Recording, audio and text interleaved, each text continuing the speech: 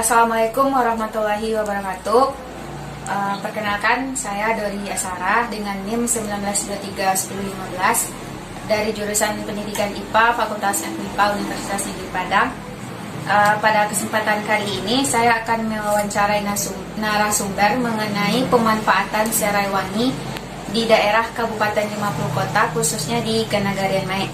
Nah, saat ini saya sudah bersama salah satu narasumber, yaitu Ibu Resmawati. Selamat malam, Bu. Ya, malam, Nak. Sebelumnya saya ucapkan terima kasih, Bu, karena sudah meluangkan waktunya.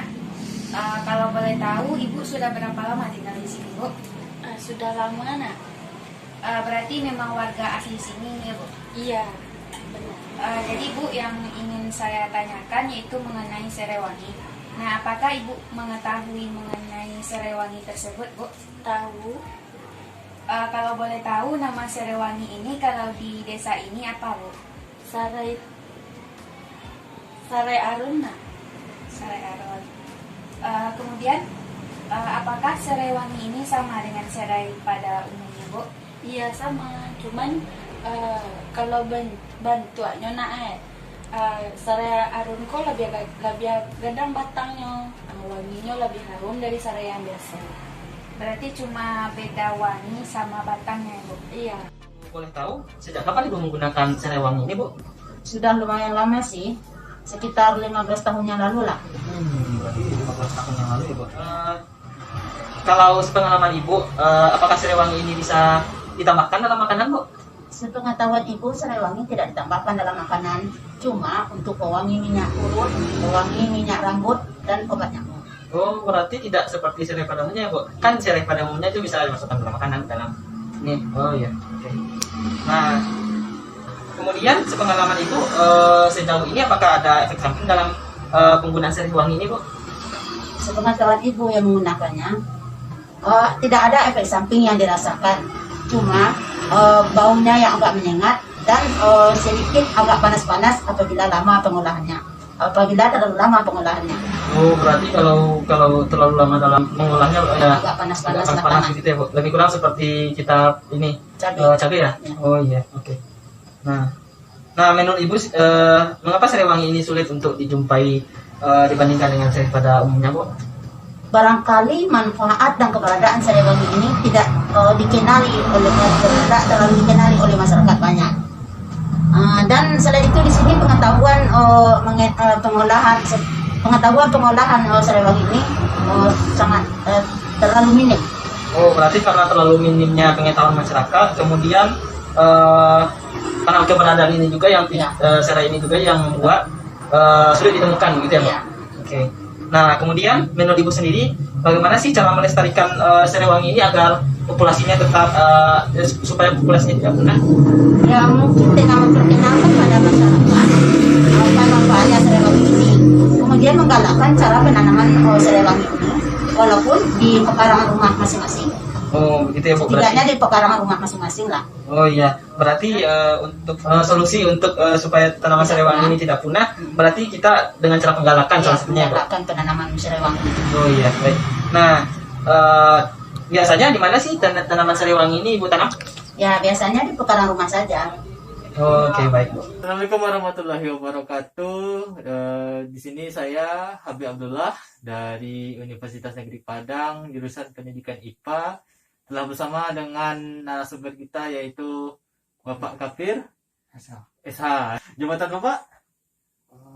Kalau di kedinasan saya sebagai kasih pemberdayaan masyarakat di kelurahan Perambahan, Kecamatan Lebosi di Kenagari, masuk Kota Payakumbuh. Selanjutnya kita akan membahas mengenai serai wangi yang akan digunakan atau diolah menjadi sebuah produk minyak atau obat-obatan yang biasanya digunakan oleh penduduk di Payakumbuh ya. Untuk pertanyaan selanjutnya, apakah bibit serai wangi atau serai harum ini memang asli dari tempat Payakumbuh atau ada di daerah lain?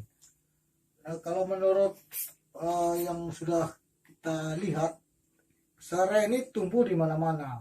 Berarti di Jawa ada juga serai, dan di daerah lain pun ada serai. Jadi kita tidak bisa menentukan atau mengatakan kalau serai wangi ini tanaman asli atau pandemi dari Payakumbuh.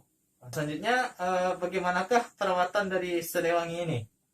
Kalau serai wangi ini sebenarnya tanaman ini dulunya adalah merupakan tanaman liar. Kalau di daerah-daerah yang terpencil atau daerah-daerah pegunungan yang kritis itu maksudnya yang tandus, itu sebagai terasering atau penahan supaya tidak longsor.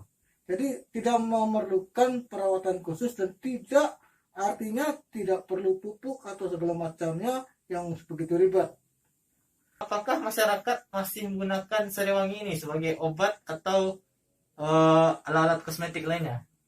Kalau di kota-kota saya rasa itu sudah tidak sudah tidak lagi. Masalahnya dengan perkembangan zaman ini termasuk produk dari tanaman industri yang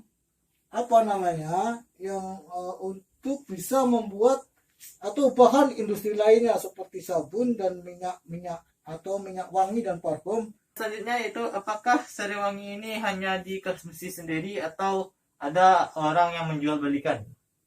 Kalau menurut pengalaman saya pernah menerima istilahnya kayak hadiah diberi sama tetangga. Dia bilang ini adalah serai buatan penyulingan dari hasil produknya dia sendiri dan gunanya untuk minyak urut. Ya, baik. Wawancara yang telah kami laksanakan dengan narasumber. Nah, selanjutnya mungkin akan dijelaskan bagaimana teknologi penggunaan dari serai wangi ini akan dijelaskan oleh teman saya berikutnya. Nah, sekian dulu dari saya. Banyak maaf jika ada salah dan terima kasih kepada Bapak Kapir yang sudah bersedia menjadi narasumber kita. Sekian dulu. Assalamualaikum warahmatullahi wabarakatuh. Waalaikumsalam. Alah, bisa.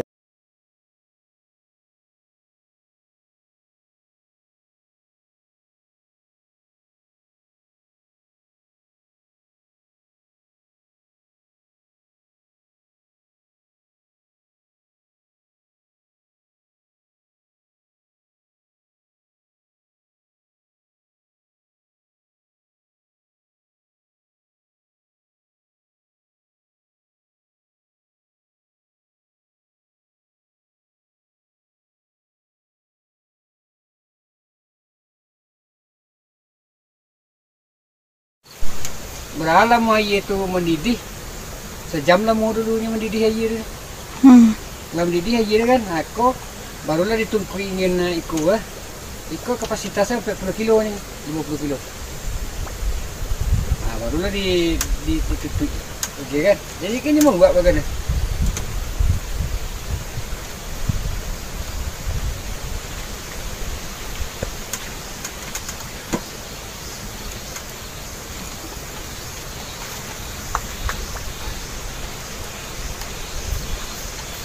Berarti kok kalau untuk alat bisa dibuat manual kan Pak?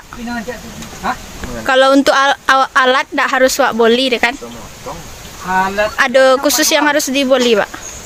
dengan ikut itu dibody. Dibody kan? Dengan kapasitas penyulingan dengan drum. Berarti kalau untuk api harus 40 derajat. harus 180 derajat. Kalau lewat minyaknya tobang. 80, Kalau- 180. 80. Berarti harus sama dari awal sampai akhir Pak? Ya. 80 derajat. 80, nak 180. Enggak, nak. 180 dah. 180 derajat.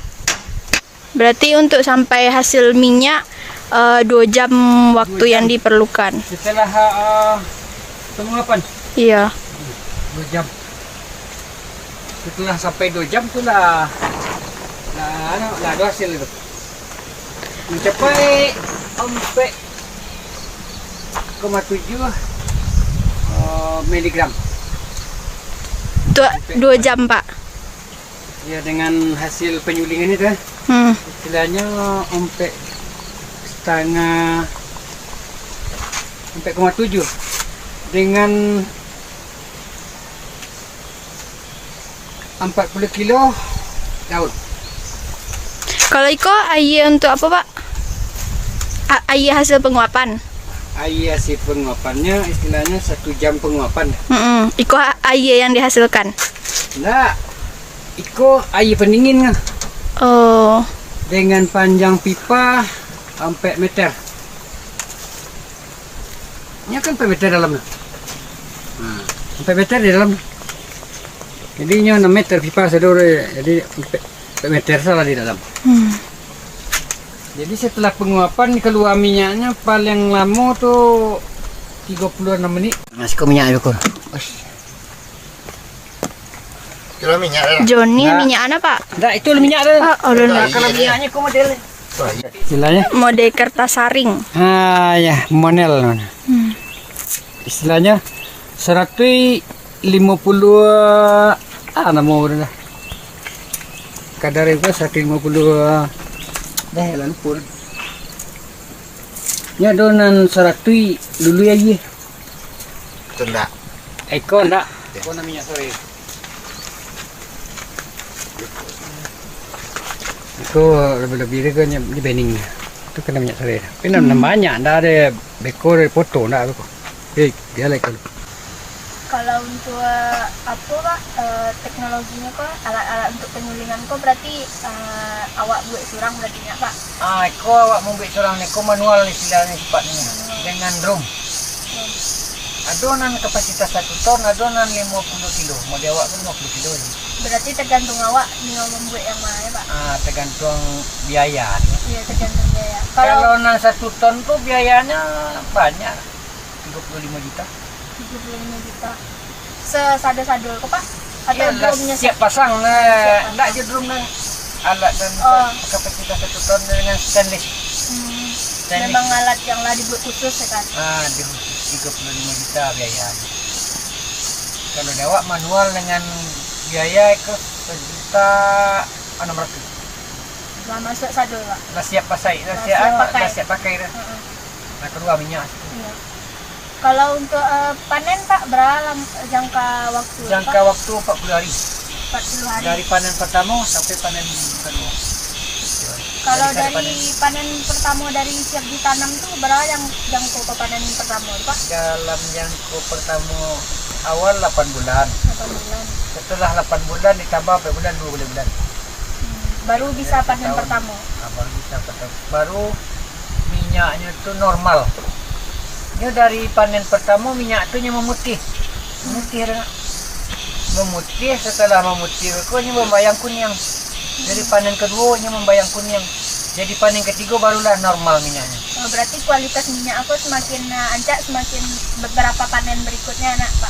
3 kali panen 3 kali panen. barulah standar. Normal bentuk Normal minyak itu diakui istilahnya di pemasaran dunia deh makui. Berarti ada kriteria-kriteria khususnya kalau untuk laku penjualan minyak itu kan Pak, dari warnanya. Aduh. Kalau yang putih itu masih kurang kadarnya. Kadar minyak awak kok paling mantap, paling rancak kadarnya di Baru Gunung dengan 76 sampai 78% kadar minyak. Kadar minyak. Ini diukur tuh pakai termometer apa namanya kan? Modeko beko berakadar minyak warna nado. Si pembeli namanya negara istilahnya diukur minyak ko atau dengan ketua apa? Ditengok lah beko kan. Kadar-kadar 7.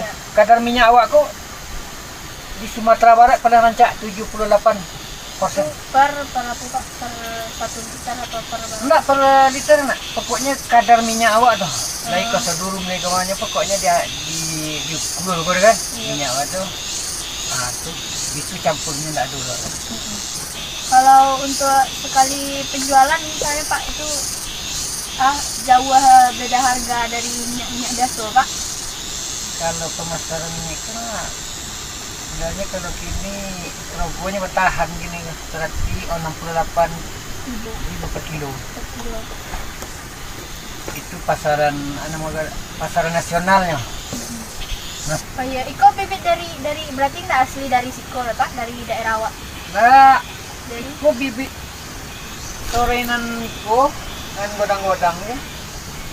Jadi bibit dan diaje Pak Tri Kuntarto dulu. Manajer proyek. kurang apa Pak? Menjawa dulu. Kalau yang asli bibit awak kan memang tidak ada atau Mbak apa? Memang tidak kualitasnya tidak Ada. ada atau Mbak? Kualitas minyaknya kurang.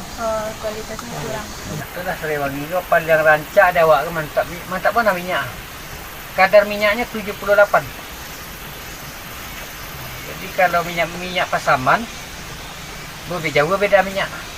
Kadarnya rendah. Kadarnya rendah, minyak banyak, Tapi kadar kadar rendah. Di awak minyaknya agak kurang, kadarnya tinggi. Ada penyulingnya, kok modelnya. Asli koyang dulu. Baru dimasukkan ke dalam. Nah, barulah dimasukkan. Kalau disabik langsung dimasukkan ke dalam burung, langsung disuling, hanya 2 on minyaknya. Karenanya dan koryang ya. Nah, dan koryang. Jadi kalau like lah menyimpan minyak dengan menyabi, penyabitannya tiba harus dengan paneh. Kalau tidak paneh, minyak itu turun. Ulun keluar minyak alun Pak. Lalu kedua minyak lainnya, minyak sore itu apabila panehnya kan keluar minyak di situ lewat sabi. Dan kone panen tidak boleh lebih daripada 4 jam atau 5 jam. Kalau lebih dari 5 jam minyak hilang. Berarti kalau untuk panennya ada waktu-waktu tertentu berarti Pak Iyalah. menjelang siang. Panennya harus jam seboleh. Dari pagi sampai jam 10 tidak boleh panen. Sebab kalau ini basah mati.